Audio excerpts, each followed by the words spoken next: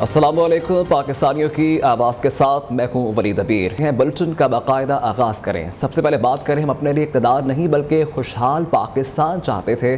बुग़्ज़, हसद, गंदी ज़ुबान और नफ़रत ने माशरे को गंदा किया। तब्दीली लाने वाले ये बताएं कि नए पाकिस्तान में कोयटा में क्या तब्दीली लाए। मियां नवाज शरीफ का कोयटा में वर्कर कन्वेंशन से खिताब। कहा कि गुज़िश्ता 5 साल में मेरा नहीं मुल्क का नुकसान हुआ। हमारे दौर में महंगाई कम, मुल्क तरक्की कर रहा था, न जाने मुल्क को किसकी नज़र लग गई। बोले बलोचिस्तान में बेगुनाहों के कत्ल पर उस वक्त के वज़ीर आज़म को आने की तौफीक ही नहीं हुई।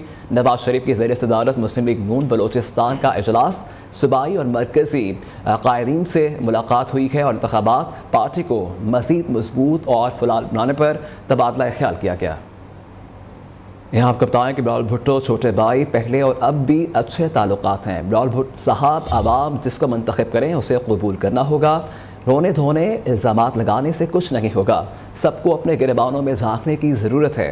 शहबाज शरीफ का चेयरमैन पीपल्स पार्टी को जवाब। कोयटा में मीडिया से गुफ्तगू करते हुए कहा कि नवाज शरीफ वज़ीर आज़म बने तो सब कबूल करेंगे।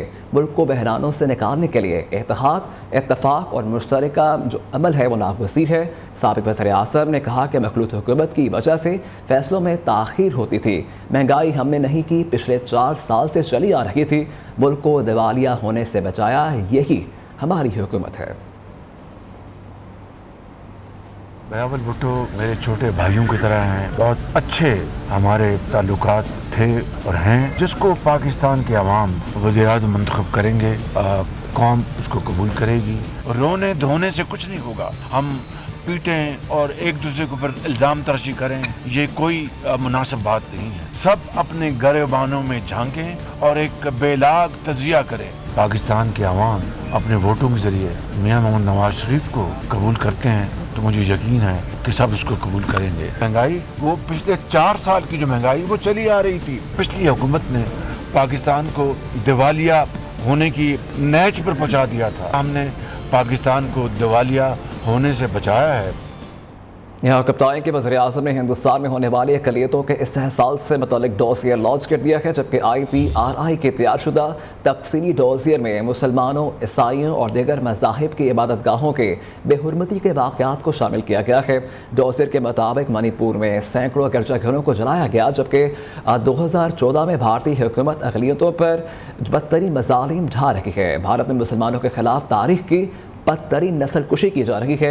मीडिया मुहिम ने अक़लियतों के इंसानी हकूक़ पामाल करने में किरदार अदा किया।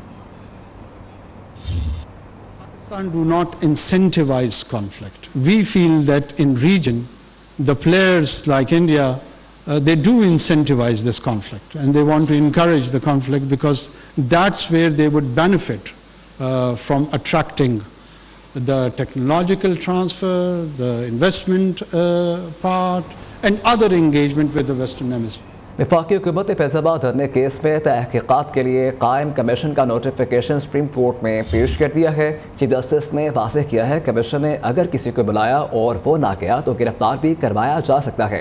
अफसार आलम ने कमीशन पर तहफ़्फ़ुज़ात का इज़हार कर दिया है। इस्लामाबाद से क्या रिपोर्ट।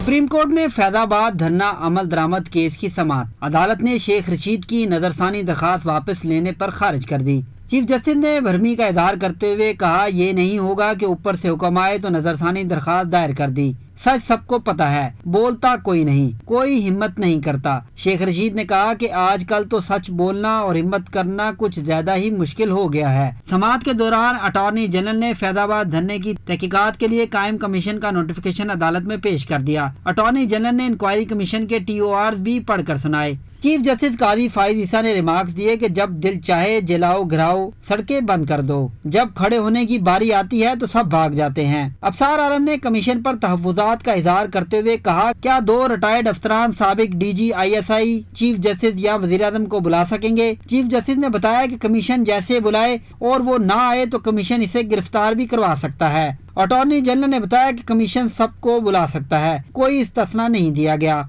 अदालत ने केस की समाअत 22 जनवरी तक मुलतवी कर दी। वफाकी काबीना का 11 नुकाती एजेंडा जारी कर दिया गया है और इजलास में हज पॉलिसी 2024 मामूली तब्दीली के साथ मंजूरी के लिए पेश किया जाएगा, जबकि बैंकों के विंडफॉल मुनाफे पर टैक्स आयद करने का मामला भी ज़ेर गौर आएगा। इससे मुतालिक हम बात कर लेते हैं, नुमाइंदा खुसूसी तारिक अजीज़ हमारे साथ मौजूद हैं। जी तारिक बताएगा। जी बिल्कुल, वफाकी काबीना का इजलास अभी 2:30 बजे स्टार्ट हुआ है, जिसमें जो 11 नुकाती एजेंडा है, सबसे इम्पोर्टेंट जो बात है उसमें हज पॉलिसी की जो है मंजूरी दी जाएगी। पहले हज मंजूरी की गई थी, लेकिन उस पर अभी थोड़ी सी तरमीम की गई है और उसमें थोड़े अखराजात भी कम किए करने की कोशिश हुकूमत ने की है। एक VIP हज होगा, एक आम हज होगा, तो उसके लिए दोनों सूरतों में कीमतें कम होंगी। इसके अलावा जो है IMF के साथ जो मुज़ाकरात चल रहे हैं, जो अभी हम फाइनल स्टेज पे पहुंच गए हैं, तो उस बारे में जायजा लिया जाएगा कि IMF के साथ हमारा जो मुआहदा होने जा रहा है $30 करोड़ की किस्त है, तो ये एक मामला आएगा। इसके अलावा प्राइम मिनिस्टर जो है अपने सऊदीया के विजिट और उज़्बेकिस्तान के विजिट के ऊपर एतबार में लेंगे और बिजली चोरी और जो मुफ्त बिजली दी जाती थी इसको अफसरान को 70 से 21 तक 20 तक, तो वो एक स्लैब जो बनाए गए थे, तो वो अब खत्म करने के लिए जो तजवीज़ थी उसको भी आज हतमी शक्ल दी जाएगी। जी तमाम तर मामला को हतमी शक्ल दी जाएगी। नुमाइंदा खुसूसी तारिक अजीज़ हमारे साथ मौजूद है, आपके वक्त है शुक्रिया। स्मोक पर कैसे काबू पाया जाए और वज़ीर-ए-आला पंजाब मोहसिन नकवी ने आज काबीना कमेटी बराए इंसदाद स्मोक का अहम इजलास तलब कर लिया है। मज़ीद जानते हैं, नुमाइंदा न्यूज़ लाहौर से वक़ास कोरी हमारे साथ मौजूद हैं। जी वक़ास बताएगा कि इजलास में क्या फ़ैसले मुतवक्के हैं और गुज़िश्ता फ़ैसलों पर कितना अमल दरामद हो सका।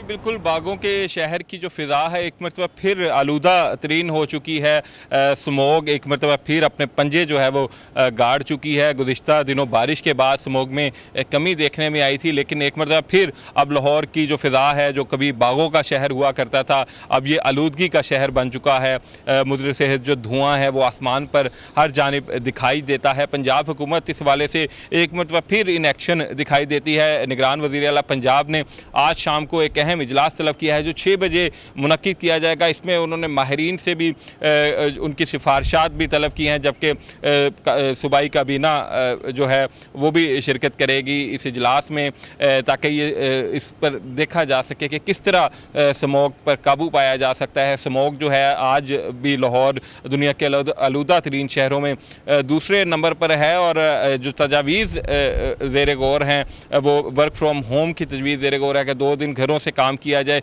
इसके अलावा जो मास्क की पाबंदी है, इस हवाले से भी अहम फैसले मुतवक्का है। स्मार्ट लॉकडाउन जो है उसको बारिश के बाद हटा दिया गया था, ताहम आज शाम को ये क्लियर होगा कि पंजाब हुकूमत स्मोक पर काबू पाने के लिए क्या दोबारा स्मार्ट लॉकडाउन की तरफ जाती है या कोई दूसरा रास्ता इख्तियार करती है। जी आपको बताएं कि लाहौर हाई कोर्ट का हफ्ते के रोज़ स्कूल कॉलेजेस मुकम्मल तौर पर बंद करने का हुक्म दिया गया है, जबकि हफ्ते में वर्क फ्राम होम पॉलिसी पर अमल दरामद की हिदायत की गई है। अदालत ने जुडिशल कमीशन के वज़ीर आला से 17 नवंबर को मुलाकात की हिदायत भी कर दी है। आपको अपडेट रखेंगे। इससे मतलब कि एक अहम खबर है, लाहौर हाई कोर्ट का हफ्ते के रोज़ स्कूल कॉलेजेस मुकम्मल तौर पर बंद करने का हुक्म जारी किया गया है, जबकि हफ्ते में 2 रोज़ वर्क फ्राम होम पर अमल दरामद की हिदायत की गई है। अदालत ने जुडिशल कमीशन के वज़ीर आला से 17 नवंबर को मुलाकात की हिदायत भी कर दी है। यहाँ को बताएं कि स्मोक के खतरात से निपटने के लिए अयूब रिसर्च इंस्टीट्यूट के साइंसदानों की बड़ी कामयाबी, फसलों की बाक़ियात की तलफी के लिए जदीद साइंसी तरीक़े मुतारिफ़ करवा दिए गए हैं। इस वक्त हमारे नुमाइंदे शौकत भट्टू अयूब रिसर्च के ज़रूरी साइंसदान डॉक्टर मोहम्मद रफ़ीक के साथ ही मौजूद हैं। तफसीलात उनसे जान लेते हैं। जी अपडेट कीजिएगा इससे मतलब। हाँ जी बिल्कुल, फैसलाबाद में भी जो स्मोक के ख़तरात हैं वो रोज़ बरोज़ बढ़ते जा रहे हैं। स्मोक के बायस जो इंसानी ज़िंदगियों पर भी मुज़र असरात मुरतब हो रहे हैं और स्मोक जहाँ पर स्मोक का बायस बढ़ने वाले बहुत सारे अवामल हैं, वो उन्हीं में एक अवामल जो है वो फसलों की बाक़ियात को जो है वो आग लगाना भी है, क्योंकि बहुत सारे जो किसान हैं वो उनमें आगाही ना होने की वजह से वो जो फसलें होती हैं उनकी बाक़ियात को आग लगा देते हैं। इस वक्त हमारे साथ ज़रूरी साइंसदान डॉक्टर मोहम्मद रफ़ीक मौजूद हैं। हम उनसे जानते हैं कि उनका इस हवाला से क्या कहना है स्मोक के खतरात को कम करने के हवाले से। जी सर बताइए, क्या कहती हैं आप? जी ऐसे है कि अक्टूबर के आखिर में स्मोक का मसला शुरू होता है। उसकी वजह जैसे आपने फरमाया कि फसलों के बाक़ियात, जैसे अक्टूबर के आखिर पे जाके हमारे यहाँ पंजाब में ख़ास तौर पे चावल की कटिंग शुरू हो जाती है, हार्वेस्टिंग के बाद इसकी पराली खेतों में रह जाती है, तो हमारे काश्तकार भाई ऐसा करते हैं कि उसे आग लगा देते हैं, जिसकी वजह से धुआं पैदा होता है, और धुआं जब नमी में शामिल होता है तो ये स्मोक का सबब बनती है। हाँ जी बिल्कुल, अयूब रिसर्च के साइंसदान डॉक्टर मोहम्मद रफ़ीक का कहना है कि किसानों को चाहिए कि वो जदीद साइंसी तरीक़ों से जो फसलों की बाकियात है उनको तलफ़ करें, उनको आग मत लगाएं, क्योंकि आग लगाने से या दीगर जो अवामल हैं उसकी वजह से स्मोक के ख़तरात बढ़ जाते हैं। लिहाजा स्मोक के ख़तरात को कम करने के लिए जदीद जो तरीके हैं उनका इस्तेमाल किया जाए। जी अभी आपको बराह रास्त ही चलेंगे जहाँ अमीर जमात इस्लामी कराची हाफिज़ नईमुर रहमान तकरीब से खिताब कर रहे हैं।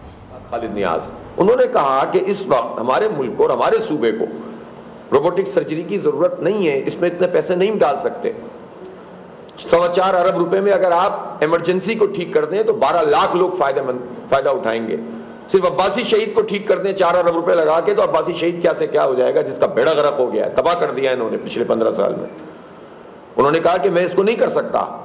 तो वजीर आला साहब, जिनके बारे में जाहिर है ये बात सबको मालूम है कि वो एक शरीफुन नफ्स आदमी है, वो अच्छे आदमी है, भले आदमी है, लेकिन अच्छे और भले लोग अगर ये कहें कि हम पिछली हुकूमत के मंसूबों को रद्द नहीं कर सकते, हालांकि इसमें ये कोई कानून का मसला ही नहीं है, ये तो एक चीज है, आपको पैसे खर्च करने हैं, आप समझते हैं कि इस वक्त नहीं होने चाहिए, तो वजीर का इख्तियार है कि वो उसको मना कर दे।